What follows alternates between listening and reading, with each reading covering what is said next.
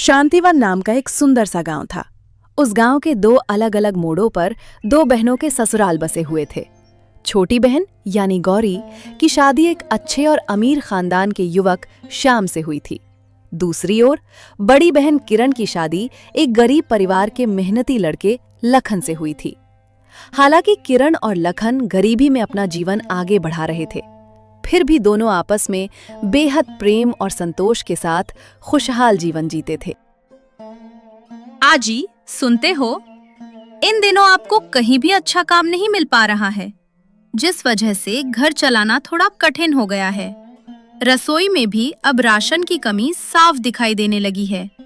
ऐसे में आप क्या करने का सोच रहे हैं जी? अरे भाग्यवान, मैं भी यही सोच रहा हूँ। जब काम मिलने लगता है तो चारों तरफ काम ही काम होता है, और जब काम मिलना बंद हो जाता है तो पूरी तरह ठप पड़ जाता है। इस समय मुझे काम ढूंढने के अलावा कोई और उपाय समझ नहीं आ रहा है। अगर मुझे काम मिल गया तो बहुत अच्छा, लेकिन अगर नहीं मिला तो तुम्हारी जो छोटी बहन है उसका पति तो काफी अमीर है। तुम उससे जाकर थोड़ी मदद मांग लेना, शायद वो हमारी कुछ सहायता कर दे। आप जिस तरह कह रहे हैं उससे तो ऐसा लगता है जैसे मेरी बहन मुझसे बहुत प्यार करती है, लेकिन सच्चाई तो ये है कि अब वो मुझे बिल्कुल पसंद नहीं करती। पता नहीं क्यों, जब हम दोनों बचपन में साथ थे तो वो मेरे बिना रह ही नहीं पाती थी, लेकिन शादी के बाद से वो पूरी तरह बदल गई है। उसके दिल में मेरे लिए जैसे नफरत की छाप पड़ गई हो। ऐसे में भला उसका पति हमारी मदद क्यों करेगा? हाँ भाग्यवान, तुम्हारी बात काफी हद तक सही है। अब कर भी क्या सकते हैं? जब लोगों के पास ज्यादा पैसा आ जाता है तो अहंकार कब और कहां से आ जाता है पता ही नहीं चलता। खैर, अभी तुम घर पर रहकर सारे काम निपटा लो। मैं जरा बाहर जाकर काम की तलाश करता हूँ, शायद कहीं ना कहीं कुछ काम मिल ही जाए। लखन अपनी पत्नी किरण से ऐसा कहकर मन में काम मिलने की आशा लिए घर से बाहर निकल गए। हे भगवान, इन्हें कोई काम दिलवा दीजिए, नहीं तो घर चलाना भी बहुत मुश्किल हो जाएगा। अब सब कुछ आपके ही भरोसे है प्रभु, कृपया कुछ अच्छा ही करिए और हमारी मदद कीजिए।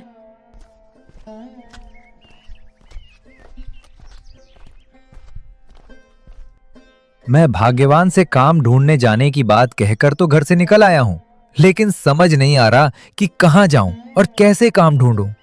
किस्मत भी अजीब है, जिन दिनों काम मिलता है तो 2-3 जगहों से एक साथ मिल जाता है, और इन दिनों तो एक जगह से भी काम का कोई पता नहीं चलता। खैर, यहाँ खड़े खड़े खुद से बातें करने से तो काम मिलने वाला नहीं है। बेहतर है कि गांव में इधर उधर घूमकर देखता हूँ, शायद कहीं कुछ काम मिल ही जाए। जो होगा देखा जाएगा। लखन इसी तरह अपने मन में तरह तरह के विचार करते हुए काम मिलेगा या नहीं, इन्हीं बातों को सोचता रहा। फिर भी दिल में कहीं न कहीं काम मिलने की उम्मीद लिए वो आगे बढ़ता गया।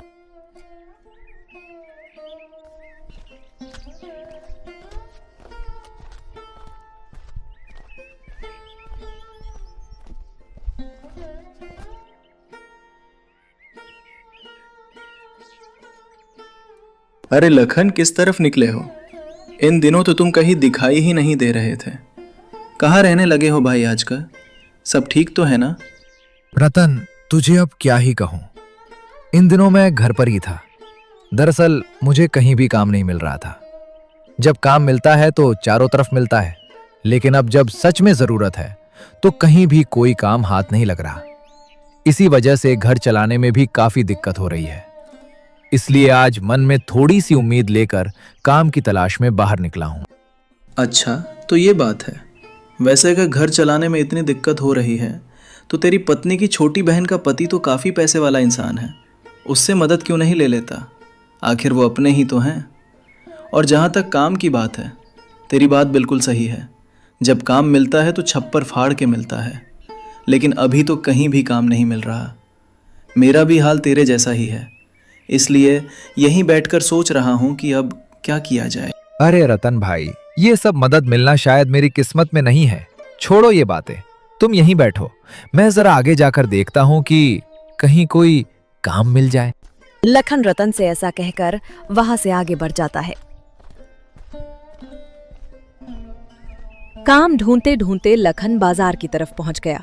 तभी अचानक उसकी नजर उसकी पत्नी की छोटी बहन और उसके पति पर पड़ी। लखन उन्हें देखकर ठिठक गया और वे दोनों भी लखन को देखकर वहीं रुक गए। अरे भाग्यवान, ये तो तेरी बड़ी बहन का वही गरीब पति है ना, जिसके घर में कभी कभी खाने के लिए रोटी तक नहीं होती। हाँ जी, ये वही गरीब आदमी है। पहले तो खुद ही गरीब था, अब मेरी बड़ी बहन को भी अपने साथ उसी हालत में जीने पर मजबूर कर दिया। खैर, अब इन बातों का क्या ही किया जा सकता है। रहने दो, जैसे जी रहे हैं वैसे ही रहने दो। दोनों पति पत्नी की अहंकार भरी बातें सुनकर लखन को बहुत गुस्सा आ रहा था, लेकिन बाजार के बीच होने की वजह से उसने अपने गुस्से को जाहिर नहीं होने दिया और धीरे स्वर में उनसे कहा, गौरी श्याम, इतना अहंकार ठीक नहीं होता। माना कि तुम लोगों के पास पैसा है और तुम अच्छी जिंदगी जी रहे हो, लेकिन ऐसा नहीं है कि हम गरीबी में सुखी नहीं हैं। हमें भगवान ने जितना दिया है हम उसी में बहुत खुश हैं, शायद तुम लोगों से भी ज्यादा। और जो भी है अपने दम पर है।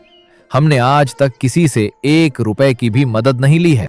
अरे भाग्यवान, इस गरीब की जुबान तो देखो जरा, कैसे बेधड़क होकर बातें कर रहा है। जुबान चलाने में तो बड़ा तेज निकला, इसे जरा सी भी शर्म नहीं है। अरे जी, अब इन लोगों के साथ क्या ही किया जा सकता है। ये गरीब लोग अक्सर ऐसे ही होते हैं, जेब में 1 रुपया भी नहीं होता, लेकिन बातें ऐसी करते हैं जैसे कोई बड़े मालिक हो। गौरी, मैं कब से तुम्हारी बातें सुन रहा हूँ। तुम मेरी साली हो और मैं तुम्हारा जीजा जी हूँ, इसलिए अब तक मैंने तुम्हें कुछ नहीं कहा। लेकिन इसका ये मतलब बिल्कुल नहीं है कि तुम मुंह में जो आए वही बोलती जाओ। और मैं यहाँ बाजार के बीच कोई तमाशा भी नहीं करना चाहता, इसलिए बेहतर होगा कि तुम मुझसे थोड़ी इज्जत और समझदारी से बात किया करो। अरे अब तेरे जैसे गरीब से भी क्या मुझे इज्जत से बात करनी पड़ेगी? तू कहीं पागल तो नहीं हो गया है? पता नहीं आज क्यों इस गरीब से बहस हो गई। अब तो पूरा दिन ही खराब हो जाएगा। बेहतर है तू यहां से चला जा, नहीं तो अगर मुझे भी गुस्सा आ गया तो यहीं बड़ा तमाशा खड़ा हो जाएगा। श्याम की ये बात सुनकर लखन को बेहद गुस्सा आया, लेकिन उसे लड़ाई झगड़ा बिल्कुल पसंद नहीं था। इसलिए उसने कुछ भी कहे बिना चुपचाप वहां से चले जाना ही बेहतर समझा।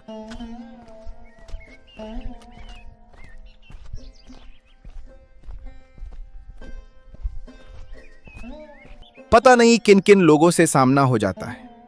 हम दोनों कितने अच्छे मन से बाजार आए थे, लेकिन उससे मिलकर तो पूरा दिमाग ही खराब हो गया।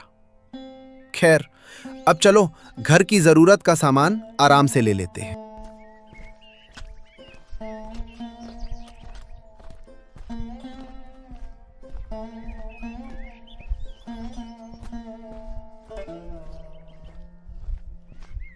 सुना था कि पैसे इंसान को नीचे झुका देते हैं, लेकिन इतना नीचे गिरा देते हैं, ये कभी सोचा नहीं था।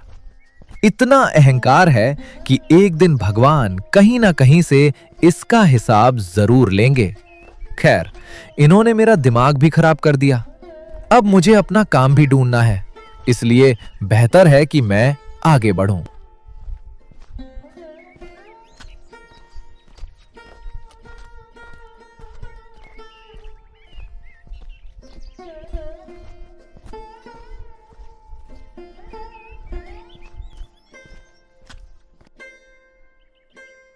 अरे लखन बेटा, मैं तो तेरे घर ही आ रहा था। अच्छा हुआ तू रास्ते में ही मिल गया। अब मुझे बेकार में इतना दूर तक नहीं जाना पड़ेगा। वैसे भी बुढ़ापे की वजह से आजकल ज्यादा चलना फिरना मेरे लिए मुश्किल हो गया है। मेरे घर? कोई जरूरी बात है क्या चाचा जी, जो आपको इतनी दूर मेरे घर आने की जरूरत पड़ गई? आप किसी से मुझे बुलवा देते तो मैं खुद ही आपके घर आ जाता। वैसी तो कोई बहुत जरूरी बात नहीं है बेटा, बस मेरे खेत में कुछ काम अधूरे पड़े हुए हैं, इसलिए मैं तुम्हें बुलाने आ रहा था। लखन बेटा, मुझे हर किसी का काम पसंद नहीं आता, लेकिन तुम्हारा काम मुझे बेहद पसंद है। इसी वजह से भले ही तुम्हारा घर मेरे घर से दूर है, फिर भी मैं तुम्हें बुलाने खुद तुम्हारे घर तक चला आता हूँ। काम की बात सुनकर लखन को बेहद खुशी हुई और वो मुस्कुराने लगा, क्योंकि अगर उसे कहीं काम नहीं मिलता तो उसके घर का राशन चलाना मुश्किल हो जाता। लखन ने खुश होकर चाचा जी से कहा, अरे चाचा जी, आपने तो मुझे सच में बहुत खुश कर दिया। दरअसल पिछले 3-4 दिनों से मुझे कहीं काम नहीं मिल रहा था, जिसके कारण घर चलाने में काफी दिक्कत हो रही थी। आज भी मैं काम की तलाश में पूरे गांव में इधर उधर भटक रहा था, तभी आप मिल गए और आपने मुझे काम के लिए बुला लिया। आप बिल्कुल चिंता मत कीजिए, मैं कल सुबह होते ही आपके खेत पर पहुंचकर काम शुरू कर दूंगा। और आपका काम मतलब मेरा अपना काम, जिसे मैं पूरे दिल से, पूरी लगन और ईमानदारी के साथ अच्छे से पूरा करूंगा।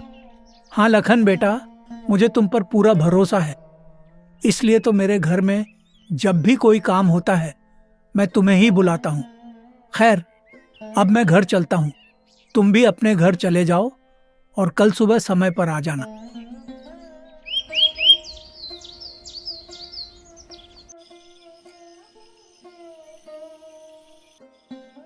रात का समय है। चारों ओर गहरा सन्नाटा छाया हुआ है। घर के अंदर चारपाई पर लखन और किरण चुपचाप बैठे हुए थे। अजी सुनते हो, आज आप सुबह काम ढूंढने के लिए निकले थे और बहुत देर से घर लौटे हैं। क्या आपको कहीं कोई काम मिला? और घर पहुंचने में इतनी देर क्यों लग गई?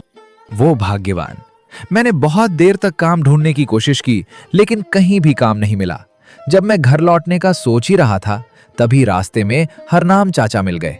उन्होंने बताया कि वे मुझे काम के लिए ही बुलाने आ रहे थे।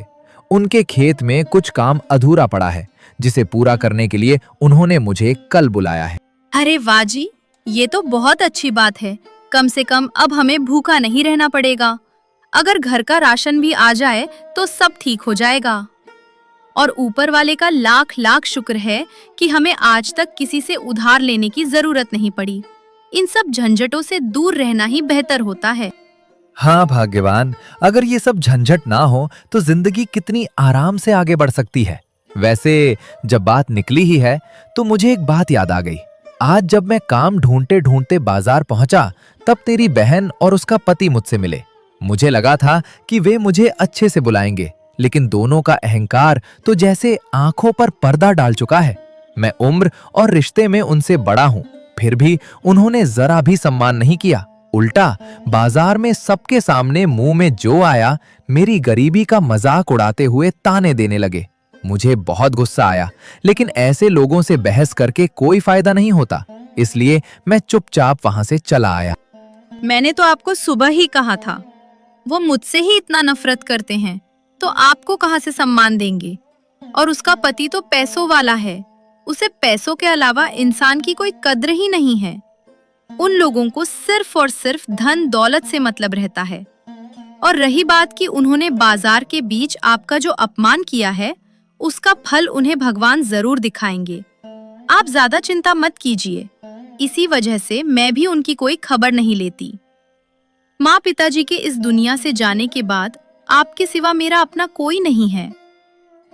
हाँ भाग्यवान, भगवान सब देख रहे हैं, फिर भी अपनी सगी बहन से ऐसा व्यवहार अच्छा नहीं लगता। भगवान न करे अगर कल को कुछ हो जाए तो तुम्हें और मुझे ही तो दौड़कर जाना पड़ेगा। फिर इतना अहंकार किस बात का? हम उनसे थोड़ी ही पैसे मांगने जाएंगे। मैं तो बस यही चाहता हूं कि तुम दोनों बहनें आपस में मिलजुल कर रहो और दोनों परिवारों में हमेशा प्यार और अपनापन बना रहे। हाँ जी, मैं भी यही चाहती हूँ, लेकिन उन दोनों को पैसों के अलावा कुछ दिखाई ही नहीं देता, तो हम कर ही क्या सकते हैं। बड़ी बहन की सोच और उसके पति लखन का स्वभाव बहुत अच्छा और सच्चा है। दोनों में जरा भी अहंकार नहीं है। दूसरी ओर एक आलीशान घर में गौरी और श्याम रहते थे, जिनके साथ मानो घर भर में अहंकार ही बसा हुआ था। भाग्यवान, आज जब हम बाजार गए तो तेरी बड़ी बहन के उस गवार पति से मुलाकात हो गई। उसकी बातें मुझे बिल्कुल भी अच्छी नहीं लगी। एक गरीब आदमी मुझसे इस तरह बात करे, ये बात मुझे बिल्कुल बर्दाश्त नहीं हुई। सिर्फ इसलिए कि वो तेरी बड़ी बहन का पति है, मैंने ज्यादा कुछ नहीं कहा, लेकिन उसकी जुबान देखो, जैसे वो खुद को कोई बहुत बड़ा मालिक समझता हो। मेरे जैसा व्यापार तो वो अपनी जिंदगी में कभी सपने में भी नहीं कर पाएगा। हाँ जी, अब कर भी क्या सकते हैं। मैंने तो आपसे उसी वक्त कह दिया था कि इन गरीबों के पास अपनी जुबान के अलावा कुछ होता ही नहीं है। जिंदगी में कुछ बड़ा या अच्छा कर नहीं पाते, बस अपनी बातों से ही किसी तरह अपना गुजारा करते हैं। मेरी बहन ने भी न जाने क्या सोचकर उस गवार को अपना जीवन साथी चुन लिया। अगर उसने किसी आप जैसे समझदार और सफल व्यापारी से शादी की होती तो आज वो भी मेरी तरह खुशहाल जिंदगी जी रही होती और पैसों की कोई कमी नहीं होती। हाँ भाग्यवान, तुम्हारी बात बिल्कुल सही है। वैसे तुमसे एक बात मैं अभी तक कह ही नहीं पाया। पिछले एक हफ्ते से मेरा व्यापार थोड़ा नुकसान में चल रहा है। इधर कर्मचारी भी अपनी अपनी तनख्वाह मांग रहे हैं। कल मुझे एक बार कारखाने जाना पड़ेगा और हालात को ध्यान से समझना होगा। अगर व्यापार ऐसे ही नुकसान में चलता रहा तो हमें सड़क पर आने में ज्यादा देर नहीं लगेगी। इसीलिए तुम भगवान से प्रार्थना करो कि हमारा व्यापार फिर से लाभ में चलने लगे और सब कुछ पहले जैसा ठीक हो जाए। आप चिंता मत कीजिए, सब ठीक हो जाएगा। मैं भगवान से सच्चे मन से प्रार्थना करूंगी कि हमारा व्यापार पहले की तरह फिर से अच्छी तरह चलने लगे और घर में खुशहाली बनी रहे।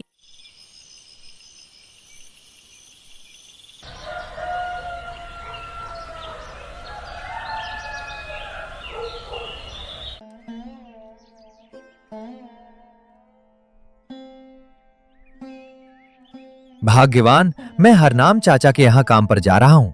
तुम अपना और घर का अच्छे से ख्याल रखना। शाम को वापस आते समय मैं बाजार से घर की जरूरत का सारा राशन और जो भी जरूरी सामान होगा सब लेकर आऊंगा।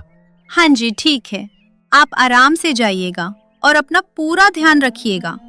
काम भी जल्दबाजी में मत कीजिए, धीरे धीरे और संभल कर कीजिए।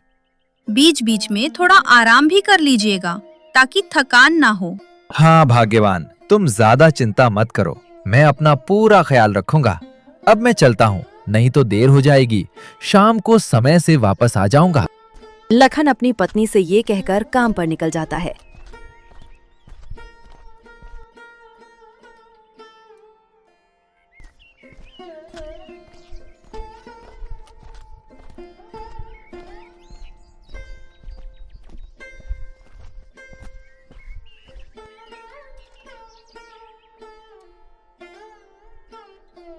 बेटा लखन, तुम काम पर आ गए। मैं इसी वजह से अपना सारा काम तुमसे ही करवाता हूँ, क्योंकि तुम समय पर और ईमानदारी से अपना काम करते हो। आजकल तो लोगों को समय की कदर ही कहाँ रहती है। अरे चाचा जी, आपको मुझ पर इतना ज्यादा भरोसा है, मैं भला आपका भरोसा कैसे तोड़ सकता हूँ। चाचा जी, मेरा तो यही उसूल है कि जो भी मुझे काम पर बुलाता है वो अपनी मेहनत की कमाई से पैसे देता है, इसलिए मैं उसके पैसों की पूरी इज्जत करता हूँ और काम को अपना समझकर पूरी लगन से करता हूँ। खैर चाचा जी, अब बातें छोड़िए, मैं काम शुरू करता हूँ। आप भी घर जाकर आराम कीजिए। ठीक है लखन बेटा, तुम काम खत्म करके मेरे घर आकर अपने पैसे ले जाना। हरनाम के ऐसा कहने के बाद लखन अपने काम में लग जाता है और हरनाम वहां से चले जाते हैं।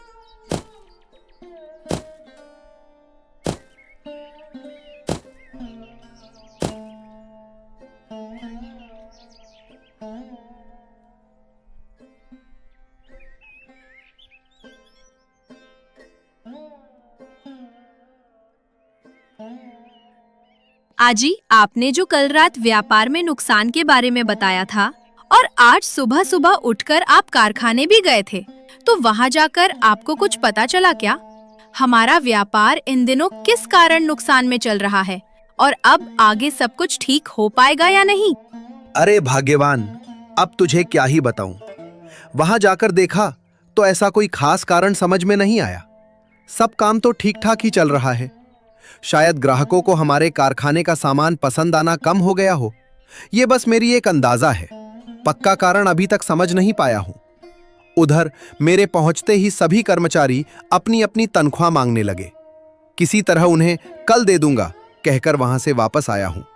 अब मन में थोड़ा डर लग रहा है। अगर कुछ दिन और इसी तरह नुकसान चलता रहा तो हालात काफी मुश्किल हो सकते हैं। मुझे तो आपकी बातें सुनकर अब सच में डर लगने लगा है। भगवान करे सब कुछ पहले की तरह ठीक हो जाए। और आपने सभी कर्मचारियों से ये कह दिया कि आप कल उनकी तनख्वाह दे देंगे। लेकिन आप उन्हें कल तनख्वाह कैसे देंगे जब पूरा व्यापार ही नुकसान में चल रहा है? तो इस समय इतने सारे कर्मचारियों को एक साथ तनख्वाह देना सच में बहुत मुश्किल काम है। मुश्किल तो है भाग्यवान, लेकिन मैं सोच रहा हूं कि हमारे पास जो थोड़ी बहुत जमा पूंजी है उसी में से कुछ निकालकर सभी कर्मचारियों को उनकी तनख्वाह दे दूं, क्योंकि पिछले महीने भी मैंने नुकसान की वजह से उन्हें यह कह दिया था कि इस बार उनकी तनख्वाह अगले महीने एक साथ दे दूंगा। लेकिन मैंने सोचा भी नहीं था कि इस महीने भी हालात ऐसे ही बने रहेंगे। इसी वजह से मैंने तुझे पहले कुछ बताया नहीं, मगर अब यह समस्या काफी बड़ी बन गई है। लेकिन अगर हम अपनी जमा पूंजी में से सभी कर्मचारियों को उनकी तनख्वाह देंगे तो हमारे पास कुछ भी जमा नहीं बचेगा। हाँ भाग्यवान, मुझे पता है, लेकिन इसके अलावा अभी हमारे पास कोई और उपाय भी नहीं है। फिलहाल हम सभी कर्मचारियों को उनकी तनख्वाह देकर ये जिम्मेदारी पूरी कर देते हैं, फिर आगे जो होगा उसे देखा जाएगा।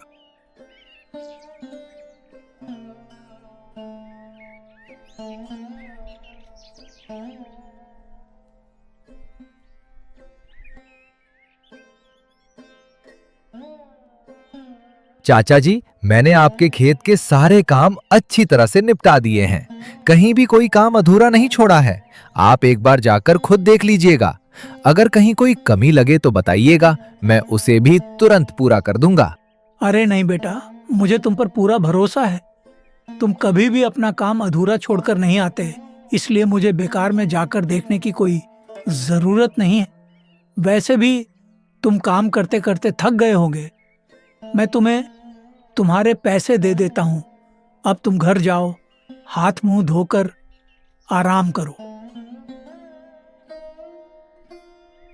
ठीक है चाचा जी, अब मैं घर के लिए निकलता हूँ। रास्ते में बाजार से घर के लिए कुछ जरूरी सामान भी लेता जाऊंगा। अगर आपको किसी और काम के लिए मेरी जरूरत हो तो किसी के माध्यम से मुझे खबर भिजवा दीजिएगा, मैं तुरंत आ जाऊंगा। लखन हरनाम चाचा से ये कहकर धीरे धीरे कदम बढ़ाते हुए अपने घर के लिए निकल पड़ता है। लखन बेटा सचमुच बहुत मेहनती लड़का है, लेकिन उसे लगता है कि मुझे उसकी सच्चाई का पता नहीं है। खैर, जब वह खुद अपने बारे में किसी को बताना नहीं चाहता और अपनी मेहनत के दम पर आगे बढ़ रहा है, तो इसमें कोई गलत बात नहीं है। उसकी यह सच्चाई और सादगी मुझे बहुत अच्छी लगती है। लखन घर के जरूरी सामान लेकर घर आ गया और आते आते शाम भी हो गई थी। लखन घर आकर हाथ मुंह धोकर किरण के साथ चारपाई पर बैठ जाता है। आज आपका दिन काम पर कैसा रहा? लगता है कि आज सब कुछ अच्छा ही रहा, क्योंकि आप घर की जरूरत का सारा सामान भी ले आए हैं। हाँ भाग्यवान, हरनाम चाचा के यहाँ काम पर जाने का दिन अच्छा ही रहता है। चाचा जी बहुत अच्छे इंसान हैं और सबका ख्याल रखते हैं। वैसे जी, आपको एक बात बतानी थी। आज जब आप काम पर गए थे, तब मैं घर का काम करके थोड़ा बाहर गई थी। वहीं एक पड़ोसी के मुंह से पता चला कि मेरी छोटी बहन गौरी के पति के व्यापार में भारी नुकसान हो गया है। अब उनके लिए घर चलाना भी मुश्किल हो गया है। किरण से ये बात सुनकर लखन के चेहरे पर हल्की सी मुस्कान आ जाती है और वो किरण से धीरे से कहता है, भाग्यवान, मुझे सब पता है और इसका कारण मैं ही हूँ। उस दिन बाजार के बीच उन्होंने जो मेरा अपमान किया था, उसका फल अब उन्हें मिल रहा है। मैंने ये सब बदला लेने के लिए नहीं किया, बल्कि उनके अहंकार से बंद हो चुकी आंखें खोलने के लिए किया है। अब देखना, कल तक वे दोनों हमारे घर भी आ जाएंगे। अपने पति से ये सारी बातें सुनकर किरण हैरान रह जाती है और धीरे से कहती है, आपकी वजह से? मुझे कुछ समझ नहीं आ रहा। आपने ऐसा क्या किया जिसके कारण गौरी के पति का व्यापार नुकसान में चल रहा है? आप मुझे जरा विस्तार से बताइए। वो दरअसल भाग्यवान, मैंने तुमसे एक बात छुपा कर रखी थी। मैं एक अमीर घर का बेटा हूँ। जीवन का असली मतलब समझने के लिए पिताजी ने मुझे शादी से पहले ही यहाँ आकर अपने दम पर कुछ साल रहने को कहा था। मेरे पिताजी का व्यापार तुम्हारी बहन के पति से भी कहीं बड़ा है और उसे संभालने की जिम्मेदारी भी मैं ही निभाता हूँ। पिछले कुछ महीनों से हमने अपने व्यापार के सामान में नई नई सुविधाएं जोड़कर उन्हें बाजार में उतारा, जिसकी वजह से उनके व्यापार में नुकसान होने लगा। मैंने ये सब बदला लेने के लिए नहीं किया, बल्कि इसलिए किया ताकि उन्हें ये समझ आ जाए कि पैसों का अहंकार और लालच इंसान को कितना नुकसान पहुंचा सकता है। अच्छा, तो ये बात है। अब मुझे समझ में आया कि आपको कभी-कभी कई दिनों तक काम न मिलने के बाद भी आप किसी न किसी तरह घर का सामान ले ही आते थे और साथ ही दिन भर घर से बाहर भी रहते थे। हाँ हाँ भाग्यवान, खैर अब ये सब बातें छोड़ो। दिन भर काम करके मैं बहुत थक गया हूँ। चलो पहले खाना खा लेते हैं, फिर आराम से सो जाते हैं।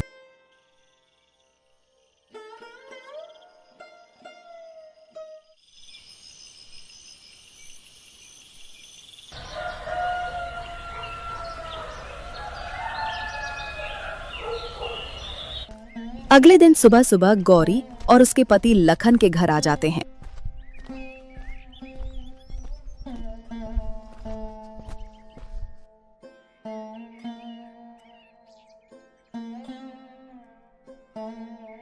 अरे छोटी, आज तुम हमारे घर आई हो और साथ में शाम भी आए हैं। तुम दोनों ठीक तो हो ना? आज तुम दोनों पहली बार हमारे घर आए हो। तुम्हें देखकर हमें बहुत खुशी हो रही है। दीदी, आज हम आप लोगों के घर आपसे सहायता मांगने आए हैं। दरअसल इनके व्यापार में बहुत भारी नुकसान हो गया है। जो कुछ भी जमा पैसे थे वे कारखाने के सभी कर्मचारियों को उनकी तनख्वाह देने में खत्म हो गए। अब हमारे पास राशन खरीदने के लिए भी पैसे नहीं बचे हैं और इनका कारोबार भी बंद हो गया है। कृपया आप लोग हमारी थोड़ी सी मदद कर दीजिए। हम आपके बहुत आभारी रहेंगे। हाँ दीदी और जीजा जी, आप लोग हमारी मदद कीजिए और हमें माफ कर दीजिएगा। हम पैसों के अलावा कुछ और समझते ही नहीं थे, लेकिन अब जब मुसीबत के दिन आए हैं तो हमें एहसास हो गया है कि पैसों से बढ़कर भी अपने रिश्ते होते हैं। उन्हीं रिश्तों के साथ मिलकर हर मुश्किल का सामना किया जा सकता है। जब हमारे पास पैसे थे तब सब हमारे साथ थे, लेकिन अब जब हम पर मुसीबत आई है तो सब मदद करने के डर से हमसे दूर हो गए हैं। अब हमें बस आप दोनों से ही उम्मीद है। कृपया हमारी मदद कीजिए। तुम दोनों को अपनी गलती का एहसास हो गया, यही हमारे लिए सबसे बड़ी बात है और ये देखकर हमें बहुत खुशी हो रही है। तुम दोनों बिल्कुल चिंता मत करो। अभी तुम्हारे दीदी और जीजा जी जिंदा हैं और तुम्हारे साथ खड़े हैं। हम तो हमेशा से तुम्हें अपना ही मानते आए हैं और चाहते हैं कि दोनों परिवार मिलजुल कर प्यार से रहें। और हाँ श्याम, मैं भी कभी तुम्हारी तरह एक व्यापारी ही था। बस कुछ समय के लिए इन सब से दूर होकर जिंदगी का असली मतलब समझने के लिए सादा जीवन जी रहा था। तुम बिल्कुल चिंता मत करो, मैं तुम्हारा व्यापार फिर से शुरू कराने में पूरी मदद करूंगा और अब मैं भी अपने पूरे व्यापार को सही ढंग से चलाने पर पूरा ध्यान दूंगा। इसी के साथ गौरी और श्याम को अपनी गलती का गहरा पछतावा होता है और उन्हें समझ आ जाता है कि पैसा ही सब कुछ नहीं होता। जीवन में अपने लोगों का साथ भी उतना ही जरूरी होता है। जब दोनों को ये बात अच्छी तरह समझ आ जाती है तो दोनों परिवार आपस में मिलजुल कर रहने लगते हैं और एक दूसरे का सहारा बनकर प्यार और समझदारी के साथ अपना जीवन आगे बढ़ाते हैं।